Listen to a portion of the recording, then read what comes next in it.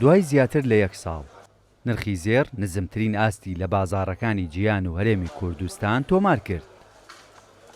چەند ڕۆژێکە نرخی زێر دابەزیوە و بە جۆرێک کە بۆ یەک مسقال زێر زیاتر لە 35,000 دیناری لێبۆتەوە. زەڕەنگەرانیش دەڵێن لەم کاتەی ئێستادا ئەوەی گرنگە بۆ هاوڵاتیان بیکڕن لیرەیە. ساڵێکە ئەم دابەزینەی بە خۆیەوە نەبینیوە، هەر ڕوو لە بەرزی بووە، یعنی دابەزینێکی بینیوە بەس بەو شێوەیە نا، چکە ئاڵتون با بڵێن یاریەکە دابەزێ و سەرەکە، ینی مەحدود نییە لە سعرێکە ناوەستێ. نسبەت هاوڵاتیەوە زیاتر بیر لەواکەنەوە کە لیرەکە بکڕن، لیرەکە هەقدەسێکی کەمی هەیە بۆ ئەوان مدەیەکی پێ بچێت تۆزە بەرز بێتەوە بۆ ئەوان ئیسفاداکات. ئێستا مسقاڵی عیاری هەژدە بە 370,000 کڕینی ئەمەیکەی کڕین ئەیفرۆشینەوە بە 312,000، 21 بە 357,000 ئین بە 362,000.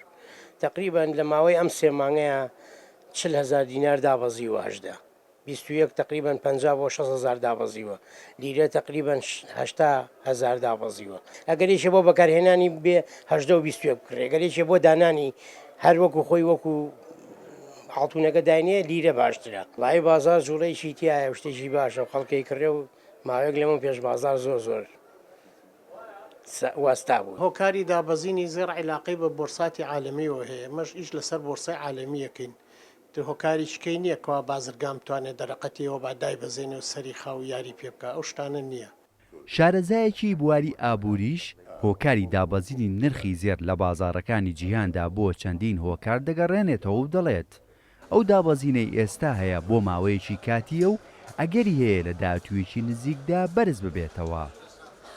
دابەزینی نرخی ئاڵتون لە بازاڕی جیهانیە پەیوەندی زۆر جار بە شەڕەوە هەیە، بە جەنگەوە، زۆر جار بە نەخۆشی، زۆر جار بە کەمی خواستە زیاتر لەسەر ئاڵتون.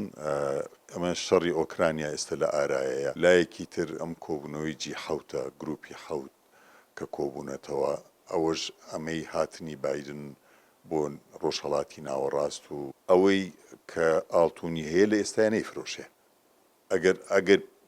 ئەگەر ناچار نەبێ، چکە بیفرۆشتێ زیانێکی زۆری بەرەکەوێ. ئەوەی کە ئەتوانێ بیکڕێ ئەوە بۆ ئەو هەلە ئێستا لەم کاتەیە بیکڕێت. دابەزینی نرخی زێر لە بازاردا و لەم دۆخەی ئێستادا شارەزایانی بواری ئابووری بە گرنگی دەزانن کە جموجوڵ بخاتە بازاڕی زەڕەنگەرانەوە و هاوکات هاوڵاتیانیش بتوانن بە نرخێکی کەمتر ئەو زێڕەی مەبەستیانە بیکڕن. هێمن کەمال، کورتساد نیوز، سلەیمانی.